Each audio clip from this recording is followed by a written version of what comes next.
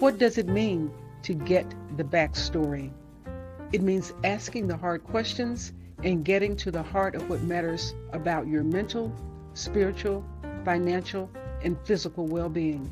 In my quest to find wholeness, wellness, and end the 40 years of obesity that ravaged my body, I found that it was my own stories that were keeping me trapped in processed food addiction. Once I started asking the right questions, those same stories led to brand new consciousness, mindfulness, and agency. Each month on Get the Backstory Live, we take on the tough questions so you can find the healing, hope, and transformation hidden in your story.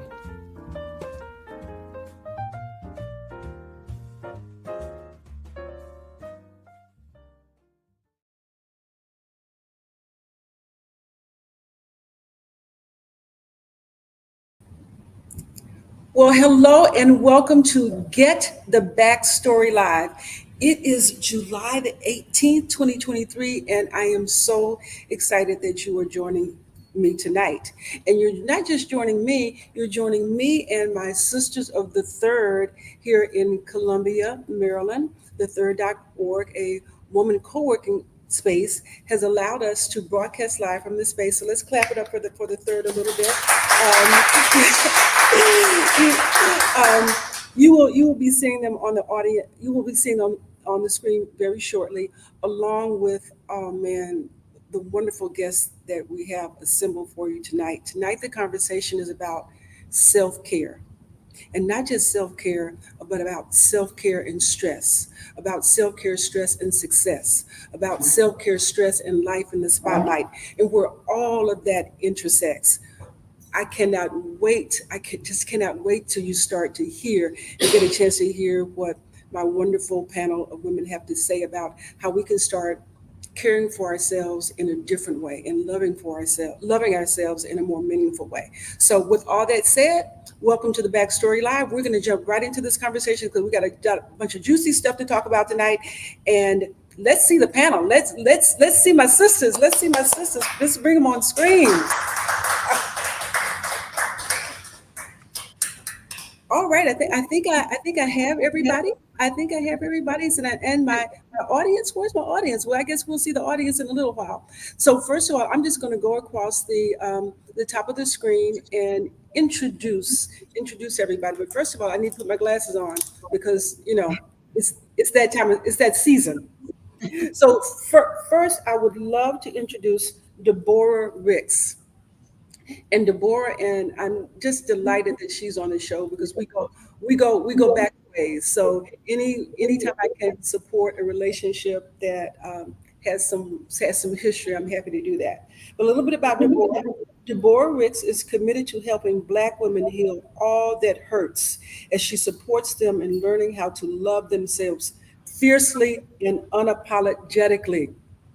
She is a proud and grateful host of Sisters Gathering to Heal, the podcast. She is also known as the Self Love Doula, right? Mother, she's a mother, beautiful daughter, expat living in across the country. I don't know if I want to tell everybody where you live because I want to save that space for me. She's a global an editor, attorney, author, an herbal tea lover, a stand-up comedian, connoisseur, and the founder of Sisters Gathering the Heal, the movement. Welcome, DeBora. So happy you're in this space tonight. And then Marita Golden. So I want to let you all know that Marita is the reason that we are here tonight. Marita, we're here tonight. She has this book is going to guide the conversation. I cannot wait till we jump into this and explore it some more. It is the new Black woman. The new Black woman loves herself, has boundaries, and heals every day. So I want to read just a little for you about Marita. Is the award-winning author of over 20 works of fiction and nonfiction, which include her classic memoir, Migrations of the Heart, the novel, The Wide Circumference of Love. Her most recent book is, I just showed you a picture, The New Black Woman Loves Herself, Has Boundaries, and Heals Every Day. She has taught creative writing at major universities, including George Mason University, Virginia Commonwealth University, Johns Hopkins, as well as the University of the District of Columbia. She is the co-founder of the Zora Neale Hurston Richard Wright Foundation and serves as president emeritus. She has appeared on the Oprah Winfrey Show and has been a question on Jeopardy. So we now all know somebody that has been a question on Jeopardy. Marita, thank you so much. Thank you so much for joining us Thank tonight. you, Michelle. I'm glad to be Thank you here. so much for this brilliant work. Next, we have Dr. Wanda Dyson, and I'm as I before I read to you about Dr. Dyson, I want to give her a shameless plug. And the shameless plug that I'm giving to her is that she is my doctor. She is the doctor that said to me, stress will kill you. Mm. She is the one that that made me see, understand that. And that's why I felt it was so important for her to be a part of this conversation, because we've got stress and self-care that are the two sides of the same coin that's existing in our bodies.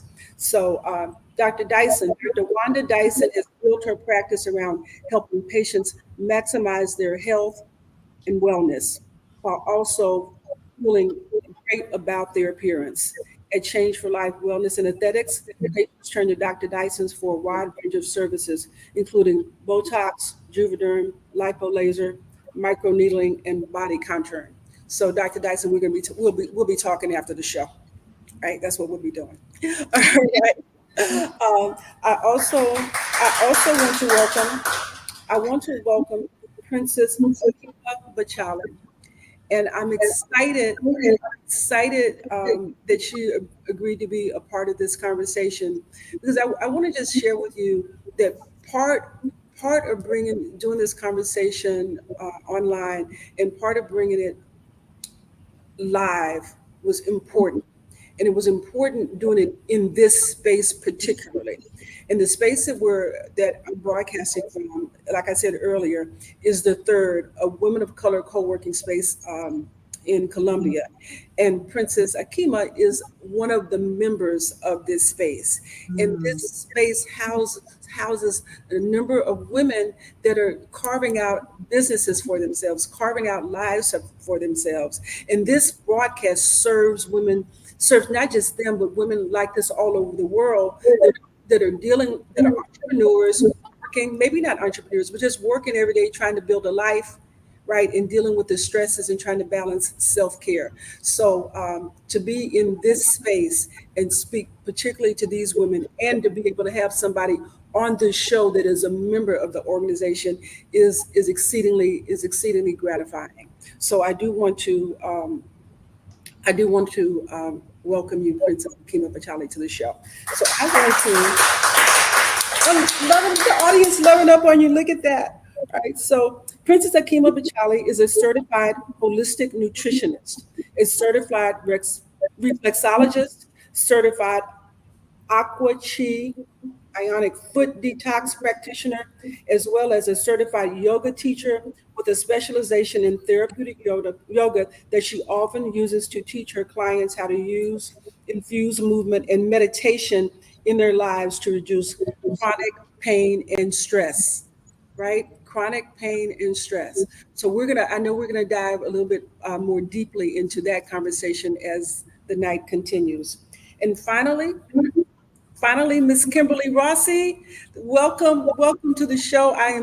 We are meeting for the first time today, but I have read so much about you and the work that you do, and I'm delighted that you're part of this conversation, that you made time to be a part of this conversation. So I am going to read a little bit about Ms. Rossi. Kimberly Rossi has studied with many renowned, and I cannot pronounce this word. I have tried. I looked at it phonetically, and it still stumped me. So you're gonna jump in and help me with it. Ayurveda. Ayurveda is the oldest natural healthcare system on the planet. Mm-hmm. Oh, thank you. Ayurveda, Doctors of the West, has a deep practice and is a teacher of the Vedic science, Ayurveda, yoga, Pranayama. Pranayama. I did practice it. Pranayama. and meditation for over 25 years. You don't look like you could have been practicing anything for over 25 years, but we're gonna go with that. She specializes in natural weight balancing and women's health, aging naturally and gracefully into menopause and beyond. There is life after menopause, right? Yes. Definitely, it's the second spring.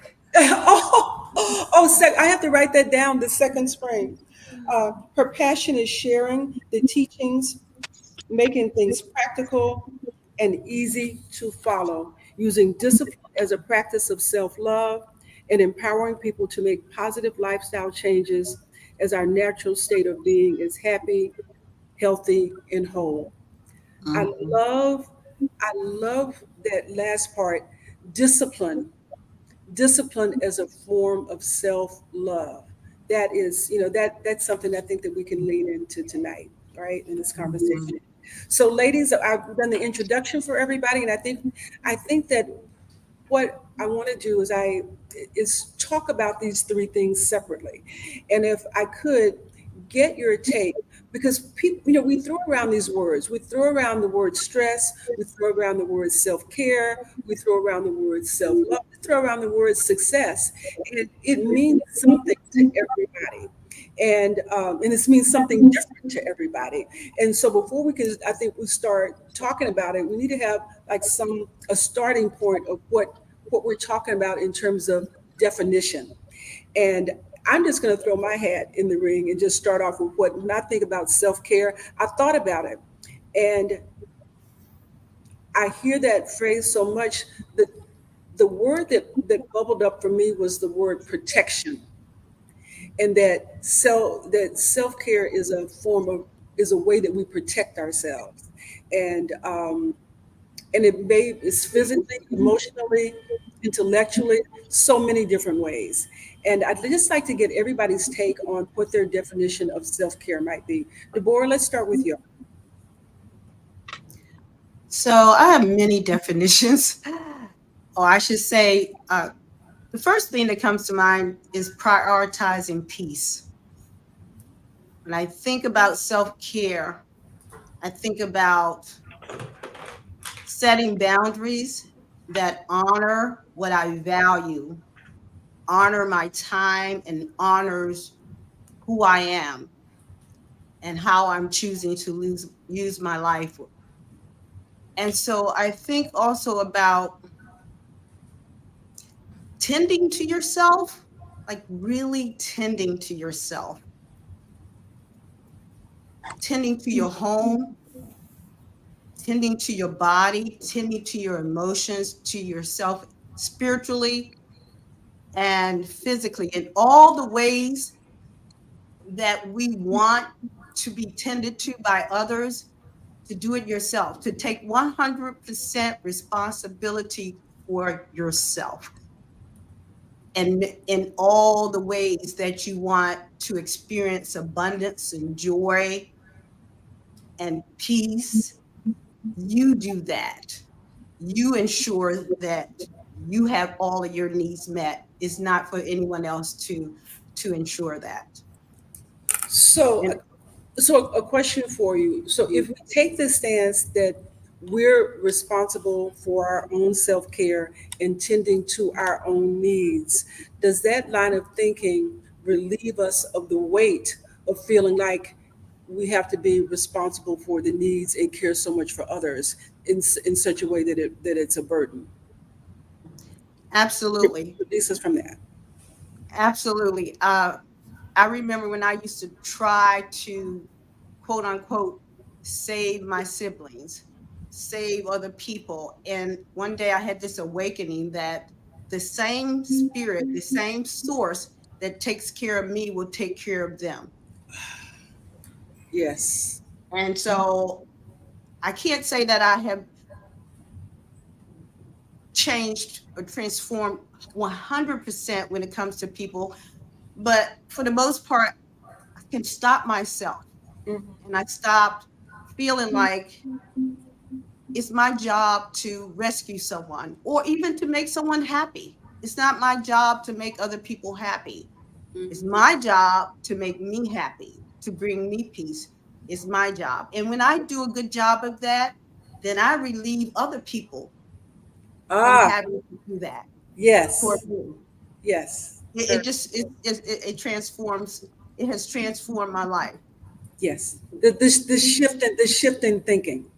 Yes, the shift that if I'm not happy, if I'm not well, if I'm not whole, if I'm not wealthy or abundant, it's up to me. It's Yeah, up to me. yeah. And so for other people, I'm learning how to pull back because it's actually disrespectful for me to think that I know what's best for others. Mm-hmm. It's really disrespectful. Now I'm learning to ask people, can I can I say this to you? Can I ask you this when I remember? But, because the teacher in me, I'm a teacher, Right, the teacher in me is always um, but yeah, self-care and as someone who's written a book about food and food stories, and my shameless plug, I was one of the editors. um, Eating well, like cooking as a way of loving yourself. mm-hmm. Like I have learned to love to cook because I feel like I'm taking so good care of myself. Mm-hmm. I know what I put in the food. When I go to restaurants, I don't know what they put in the food. Yeah, it's And so, yeah, self-care is all of the ways that we want to be well and whole. We take on that responsibility and joyfully. yes, yes. And Marita, all the ways that DeBora was talking about how we care for ourselves. One of the things that I love about your book, The New Black Woman, is that you get very specific about what that looks like, what those steps look like in terms of self care. And if you could, give us your definition and just touch on the steps that you feel like are so important for us to embrace as we walk down this road of self care. Yeah, well, I think all of us are going to have individual definitions, which is great because we'll end up with a kind of a kaleidoscope of wisdom, each of us speaking from our own experiences. And the most important words in the subtitle of The New Black Woman are heals every day. And I like when Kimberly said that discipline was so important. Discipline was self love, discipline is self care. And healing every day is to me meaning that you have practices. And the reason it's called a practice is because you're practicing, you're trying to perfect it. And these are, in my case, I wake up and I meditate. I do prayers and affirmations. I then engage my body in Qigong or Pilates or cardio. And in the middle of the day, I'll either take a nap and meditate or meditate. And I engage also in silence. So I start the book actually talking about silence and the importance of being silent as a way of healing ourselves, replenishing ourselves, nurturing ourselves, and how over the years I've developed a very intense relationship with my inner Marita through silence. Certain wisdom has come to me through therapy, but much wisdom and much problem solving has come to me through being silent Mm-hmm. and listening to my inner Marita. So I think to me, self care is about sustaining yourself, repairing yourself, and every day creating yourself anew. Marita, I love this notion of getting silent, right? And how silence heals us. And what I have found, in my own life is that I have found that silence inspires me. And I think about when I started my journey and I started walking. And now when I walk, I just walk and I walk with my thoughts. But when I first started walking, I couldn't do that. I had to talk to somebody on the phone. I had to listen to music. I had to listen to motivational tapes. I had to do everything but go inside my own head to be able to do that work. And it's whatever gets you. Whatever. I'm not, and there's nothing wrong with doing those things. Motivation tapes, talking Right, to right. any of that. But it distracted me from my own thoughts. But learning how to walk and learning how to walk with my thoughts has been transformational in my life. This very simple thing of the silence of doing that has made all the difference. So I think you're right on target with that being a powerful practice. Yeah, yeah. And people think that you have to go to a mountaintop or go on a retreat.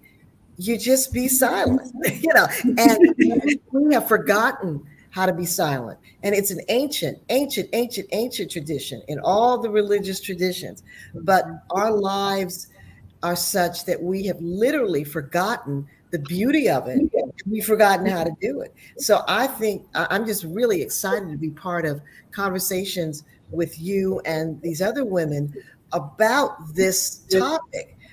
This is very revolutionary what we're doing. We are in the midst of a very important moment.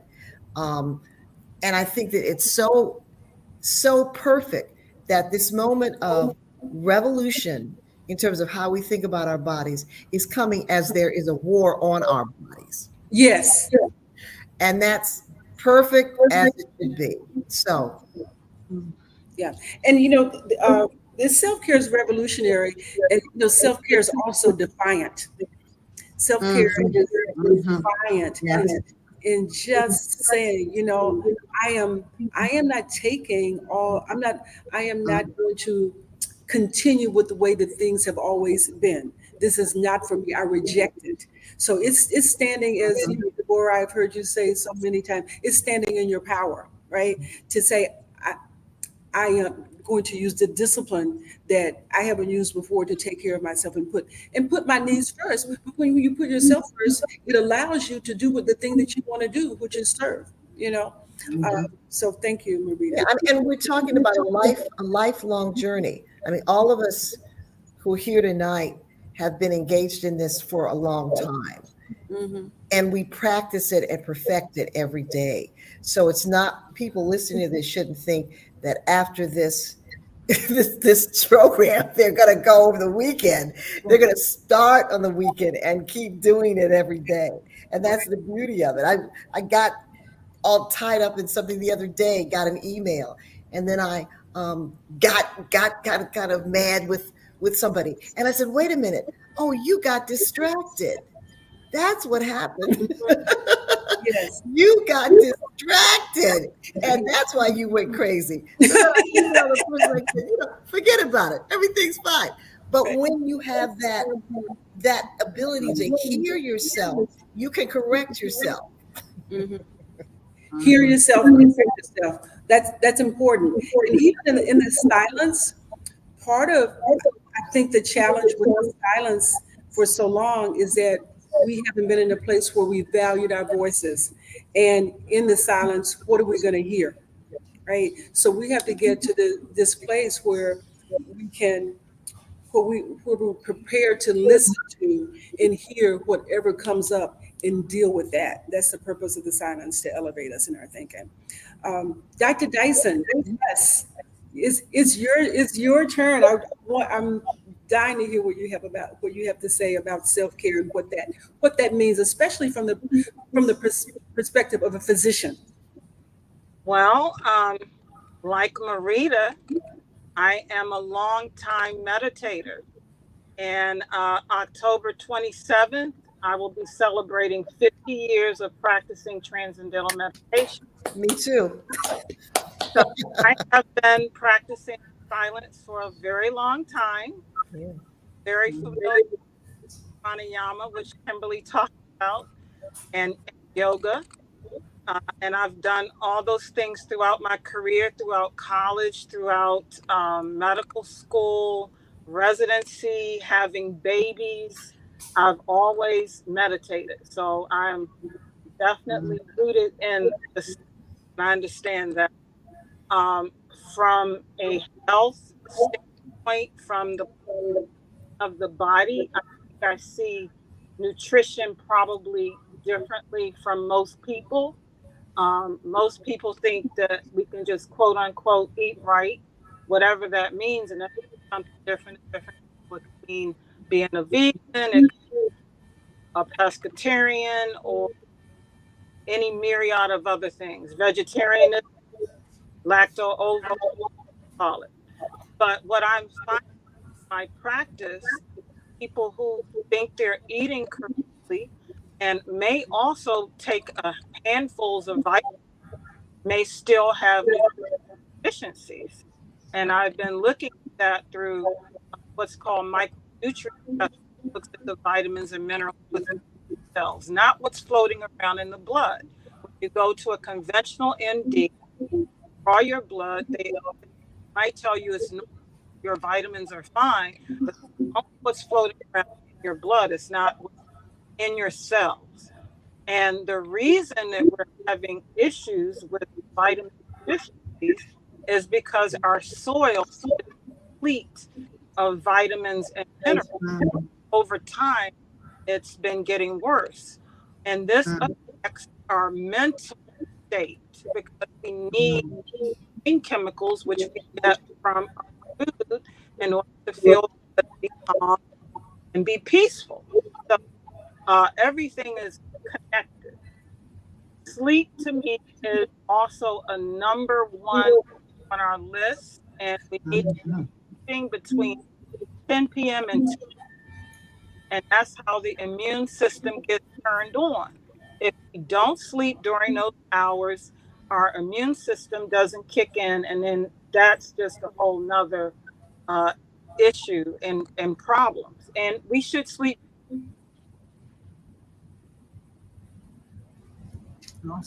Dr. Dyson? Yeah. She's I think we're having problems with your internet or your volume. Can you hear me now? Yeah, there's some static or reverb. there's a lot of static. Some of There's her a lot of voice, static. some of her words are being cut off.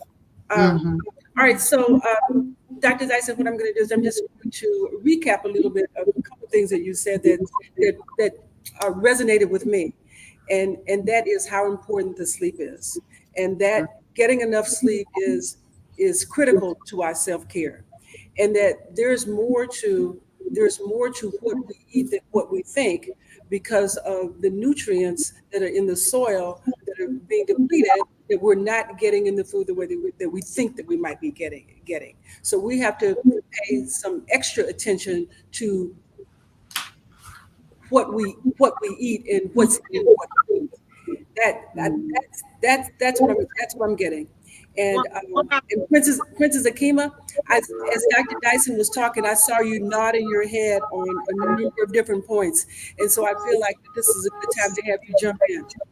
I mean, I co-signed everything everyone before me has said. I think what I'll add to the conversation about self-care is that it's caring for self. So I like to invert those two words, because the term self-care can be pretty cliche, like, oh, well, everyone does this for their self-care. Working in holistic medicine, one of the things that I try to teach my patients is that you need to learn what you need. That's why I was like nodding as Dr. Dyson was talking, because it's not a one size fits all, what my body needs to replenish, or even the thing that could be obstructing my sleep, or why I'm having something manifest. Is it from a physical standpoint? Is it from an emotional standpoint? So really learning in self-care that it's about the individual. And I think that is a form of self-care, knowing that I can take the time, I'm worth the time to learn about what it is that I have a need of. And then once I find out what that need is, I give myself that. And if my needs change in a week, in a month, in a year, then I'm willing to pivot to do what I need to do for myself. And that goes back to, I think, something maybe that DeBora, excuse me, may have said when she was speaking. But self-care, caring for yourself is very, very individualized. And that would be my encouragement for someone, is not just adopt self-care as you see it, played out in society or on social media, but take the time to learn what is feeding you, what is serving you, learn how this vessel and this body works from all the different ways, physically and emotionally. And then once you discover that, then just dive all the way in. Oh, I love that. learn this vessel, learning about this vessel, and it's like Marita says, it's discovery, it's healing every day, but it's also discovery every day.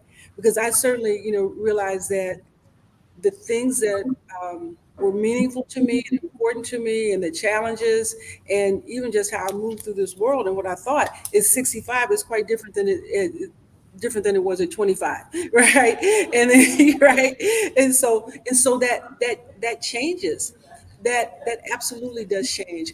And so as we are continuing this conversation, Kimberly, Rossi, I'm so excited to have you weigh in on this. I've been waiting for this. So as we talk about self-care, and you think about it, and you think about what the other women have said, and you think about your own life and your own practices, what's your definition, and what are your thoughts about that?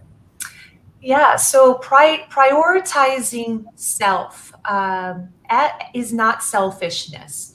So, as women, we are mothers, we are daughters, taking care of elders, taking care of families, running businesses. Our energy sets the tone.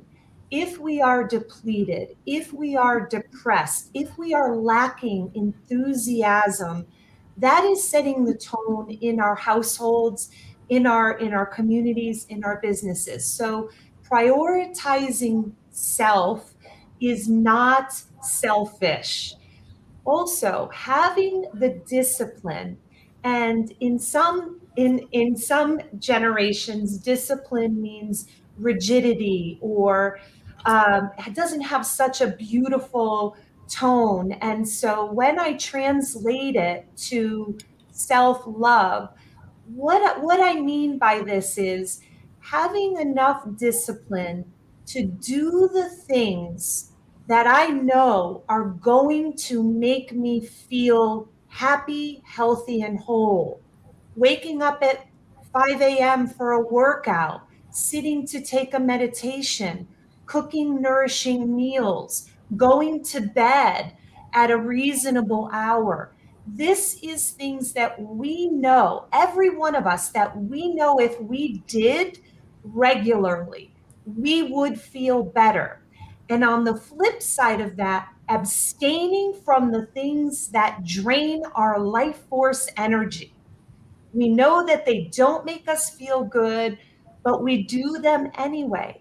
So having the discipline, the self-love to not do these things is self-care. Um, yeah, so I think that summarizes it. So Kimberly, a quick question. So what do you say? What do you say to the woman that says, "Oh, I don't have time. I have a husband, I have a kid, I have kids, I have a bunch of kids, I have a job, I got the church, I got my, I got, I have too much to do. I don't have meditation. I don't have time for that. Yeah, I'm right. yeah, it's a very real thing. Taking 20 minutes out of your day to either set the tone of the day, to in the beginning of the day or in the middle of the day, to take up a 20-minute pause, or a 20-minute pause before clearing oneself before entering sleep, or moving your body for 20 minutes in a way that's joyful, whether it's yoga, Pilates, or dancing in the kitchen. 20 minutes is enough to reset, rejuvenate, and everyone can find 20 minutes. Everyone can wake up 20 minutes earlier, or pause for 20 minutes in a day. It doesn't need to be hours, although hours are wonderful. But it's starting small and reasonable. Usually, when we try to embark on a new journey of health and well-being habits, we want to do a sweeping change of a lot of things all at the same time. Start small. Start with one tiny thing and do it every single day, as that becomes part of the routine and not something you have to do, it becomes something you enjoy doing because it's refueling, reigniting, then it becomes part of the routine as everything else is, and then we start to incorporate other things. So start really small, start really simple, and it becomes a little simpler over time. Yeah. Start small. Start with one thing.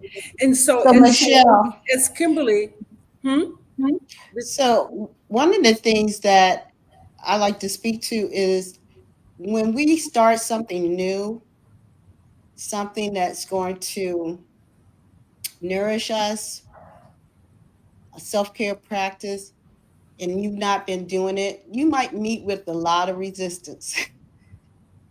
Resistance comes when we're trying to make a change, right? And when we're trying to do something, when we want to do something different, but resistance, as someone who's written a few books and helped people write books, I know that whenever we're up to something new and big for ourselves, you know, you may have heard of the book that let me not get it wrong.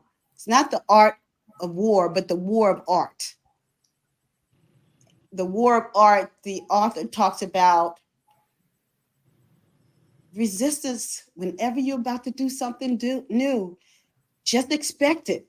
So sometimes just start.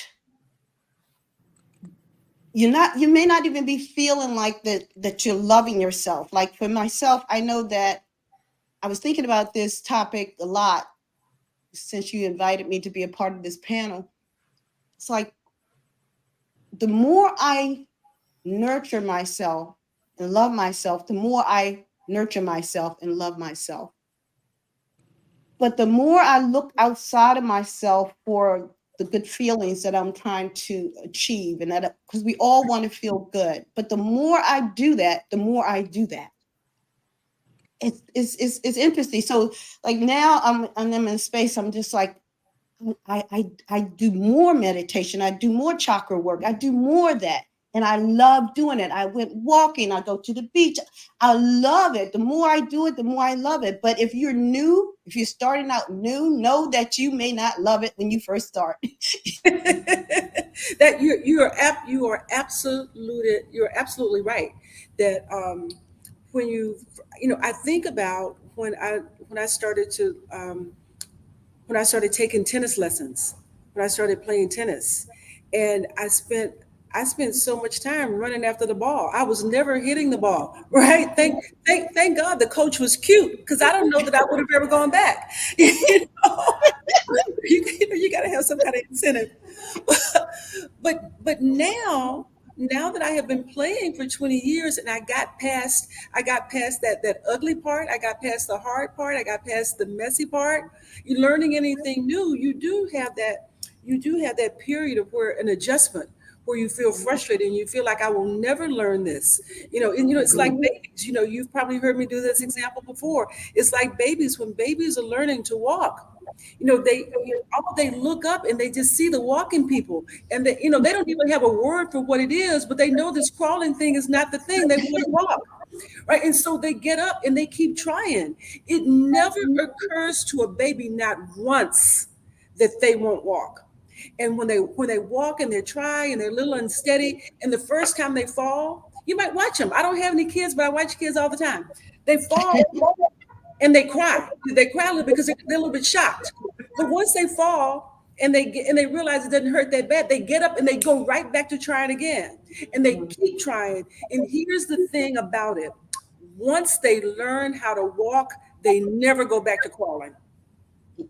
And that is about anything that we learn that's new. Once we're transformed, it's like a caterpillar can't go back to being a butterfly. I mean, a butterfly, yeah. I can't go back to being a caterpillar. Right. I think also being a caterpillar because it's transformed. Yeah. And so that is how it is when we move into this understanding of what self-care means and what we deserve and how we deserve to live and how we deserve to feel. But Marita, I want you to talk to us about that deserving space. Yeah, because I think, yeah, when women say, I don't have time, what they say, I don't have time for me.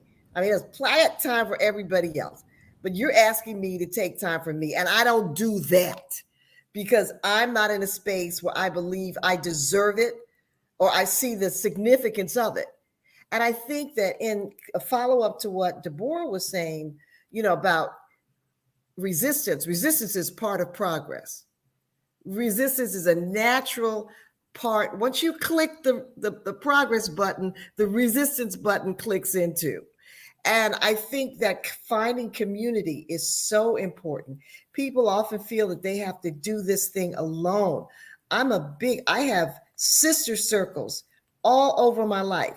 A group of women writers, a group of women I hike with, a group of women I Zoom with, a group of this, they keep me sane. And I think community is out there and you can find community. And very often we will have women in our lives who are doing the things we want to do. And it never occurs to us to ask them how they do it. So I think that expect resistance and find community. We're always on the internet. Okay, go on the internet and find women, Black women who meditate, Black women who walk, everything. Find community and it will enrich you. It will give you strength for the journey. Thank you so much. I want to entertain the idea that doing something like meditation can also be so profound and so sweet the first time that you continue to do it forever. There's not always resistance to something new and something that's good. For me, the first time I did it, that was it. I was hooked. It's been something I want to do for 50 years nearly. So not always. Sometimes we have resistance, not always. And Michelle, right, how about now? Dr. Dyson, not to ask you this question, and DeBora, I may come back to you with it as well because of the work that we did a couple of weeks ago. Is it what do you see are the biggest barriers for women as they explore this self-care space? Have you given any thought to that? Dr. Dyson, Who you asking? I'm sorry. I was asking you what do you feel are the biggest barriers? What are the biggest barriers women face as they explore this self-care space? It's a combination of things. That you do it, make the time to do it, and as Kimberly said, discipline. Mm-hmm. I had a patient that came today, and of all my patients, he is the most balanced in terms of seeking both health and wealth. And that's because he is very disciplined. He's very disciplined about exercise. He's very disciplined about getting sleep. He has a sleep app so that he can sleep enough. He has an app for drinking water. We do all his investigation on top of his vitamins and supplements. And he's 65 and he looks 45. So discipline is making it a priority in your life. And I find as you get older, and I'm 68, I'll be 69 on my birthday. But as you get older, maintaining balance is more, how would I say, challenging than when I was young. Right. So then that requires discipline. It's almost a full-time job. So you don't really have to, if you fully take care of it. Okay. All right. So thank you for that, Dr. Dyson. I appreciate you mentioning balance and how important balance is, because that's, that's the state for that. That's a place we aspire to that. We aspire to that. But as I'm looking at the clock, I see that our hour is moving along. We've got 15 minutes or so left, and we've just talked about self-care. We haven't even gotten to stress, and nor have we gotten to the audience. And so what I'm thinking is that I'd like to just continue with the self-care conversation, and y'all just might have to come back for stress another time. We might have to do that another time. And We can put stress off anytime. so what I do want to address and find out if there are any questions from the audience members, that anything that you'd like to discuss, any question, anything that's on your mind, because there's so much that we've talked about tonight. Now is your moment. This is your moment in the sun. Audience, anybody have a question? Oh, I see. Okay. I have a question for Kimberly Rossi. Can you hear, Kimberly? Could you hear that there's a question for you? No, could you repeat, please? You practice Ayurvedic medicine. Yes. I understand that it's a natural product that's very good for energy building. And I never can say it correctly, but I think it's Ashwagandha. ashwagandha. Yeah. And you're talking for more energy? Yes. Okay. So we're always looking, generally speaking, we're looking for, the answer, in a tablet or a pill form. So yes, at certain times for certain people with certain constitutions, ashwagandha could increase energy. Things that I would ask first is, are you going to bed by 10 p.m.? Sleeping between 10 p.m. and 2 a.m. are the most important hours for sleep. It's where your central nervous system is healing and repairing, the adrenals are resetting, and the organs are repleting. Second question, are you rising 15 minutes before sunrise? We have more energy throughout the day if we rise 15 minutes before the sun than if we rise after. I would also ask, are you eating 3 meals a day? Are you eating your main meal at lunch? Are you eating a light supper and perhaps not eating anything from supper to breakfast? So while herbs and supplements and vitamins and minerals all enhance what we need, as Dr. Dyson said, we can be doing so much by merging our daily cycle with nature to be radiant beauty, vibrant health, flawless form and function, and eternally youthful. So yes, ashwagandha is a wonderful supplement, but those are questions I would ask you in addition to many others before recommending that particular herb. Thank you. Anybody else have a question? Okay, we have another question. Okay, first of all, I thank you for this space, and my props to the panelists, and just wanted to say hello to Ms. Golden, because I go way back in terms of I am the parent of 2 adult sons, and understanding about raising Black boys. That touched my heart when I read your book, because I can relate to it so much. Thank you. Absolutely. So it's a pleasure to listen to you this evening. My question is for DeBora, because you mentioned taking responsibility. One of the things that we have as human beings, as women, is we want to take care of our children. We feel that we are saving the world. Can you speak more to the essence of taking responsibility for our own lives, for our own selves? Because society and the pressures so much tells us that you have to do this, this, and this.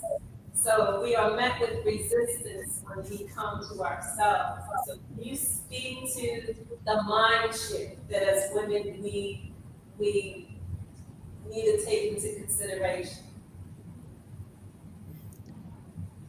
So I think Marita spoke to it when she said we don't feel deserving. It was Buddha that said it thousands of years ago that we are deserving of our own love and attention, our own affection. Buddha said this. so if we that's why I someone used the word practice and I use it a lot because I see everything as a practice. You practice loving yourself more. You start with the small things, the things you're not doing. And the more you do it, the more you do it, the more you desire to do it. And Michelle, you talked about this in your book. You talked about desire actually trumps discipline. Yes. Yes, absolutely. Because with desire, You have you this. will cultivate the discipline. Right, right. So without desire to take care of yourself, then you can never get to the discipline part. And if you do, it feels like a struggle. It feels like work when it doesn't have to. Yes. So my daughter's 28. I had her, I was 37. And she spoke about it on Saturday, Michelle. Remember, when she was a little girl, because I was 37 when I had her, so I'd already established some things. I started meditating when I was 28.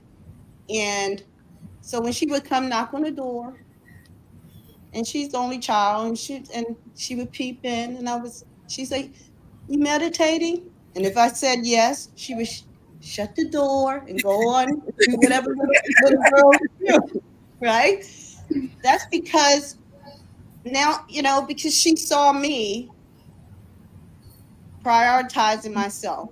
Right. My daughter now, she has no problems being alone. She has no problem traveling the world by herself. She has no problems doing those things because she saw an example. So what we do actually is we serve our children, our men, our sister friends. We actually are blessing them by showing them an example of what self-love looks like.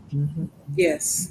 Yes. And so it may start off, and I know, Dr. Dyson, you said everything is not about resistance, but I know that resistance is a huge part of making a big change, because you may not only have the resistance within yourself, but you will have resistance outside. Yes. Other people, all of a Yes. sudden it's like, Yes. wait a minute, we're not eating meat no more? Yeah. Wait a minute.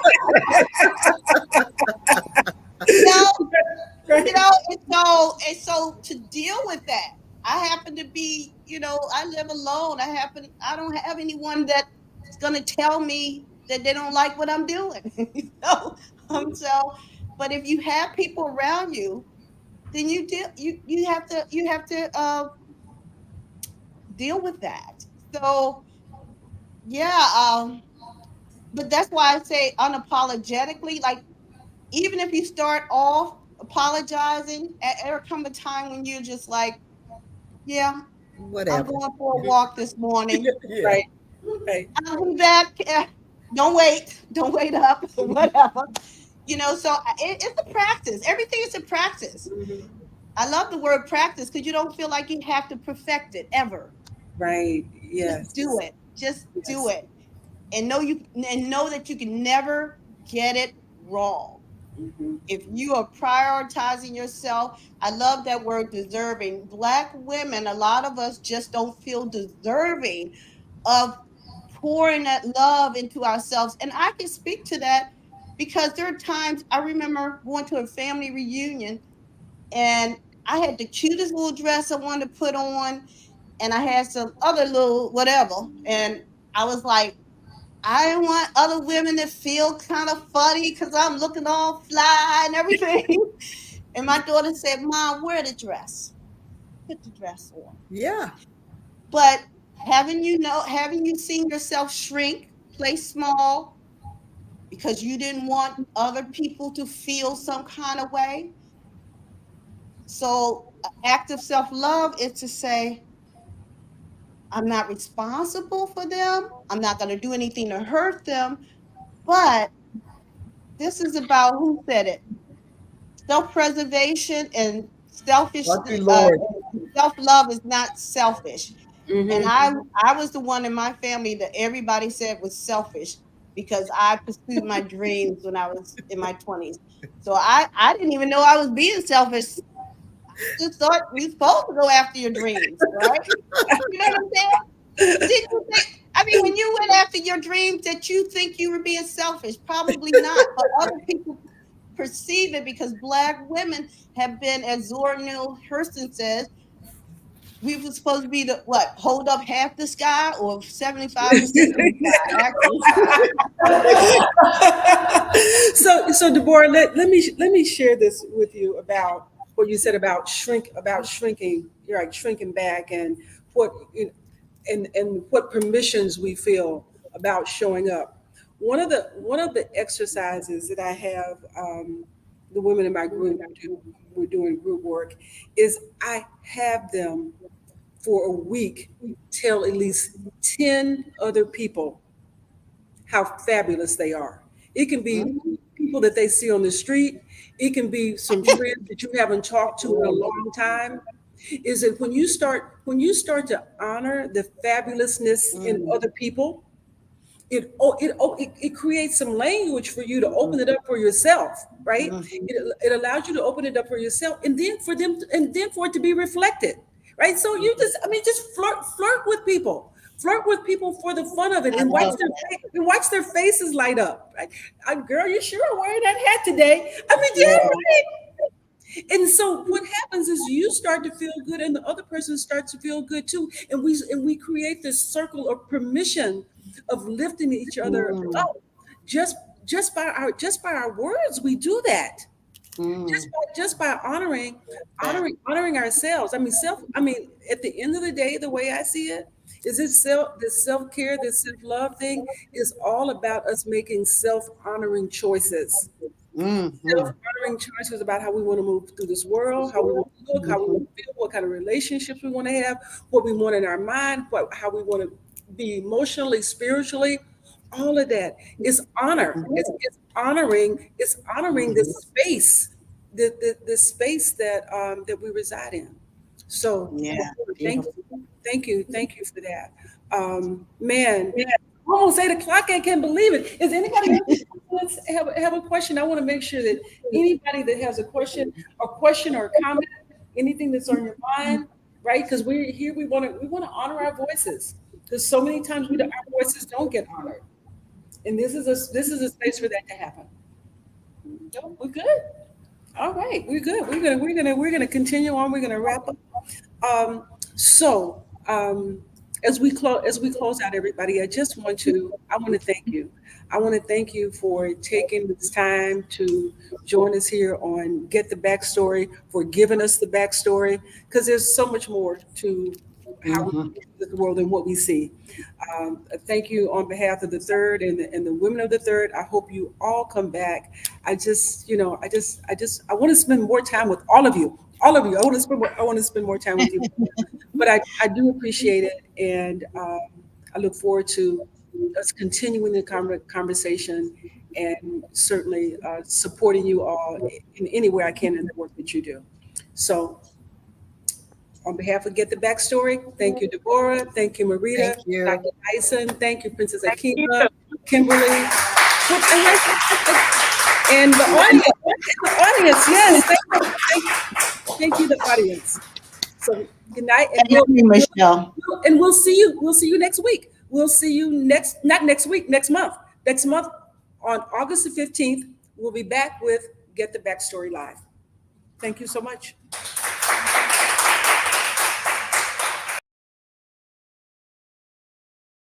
Thank you so much for joining us tonight on Get the Backstory Live here at the Third.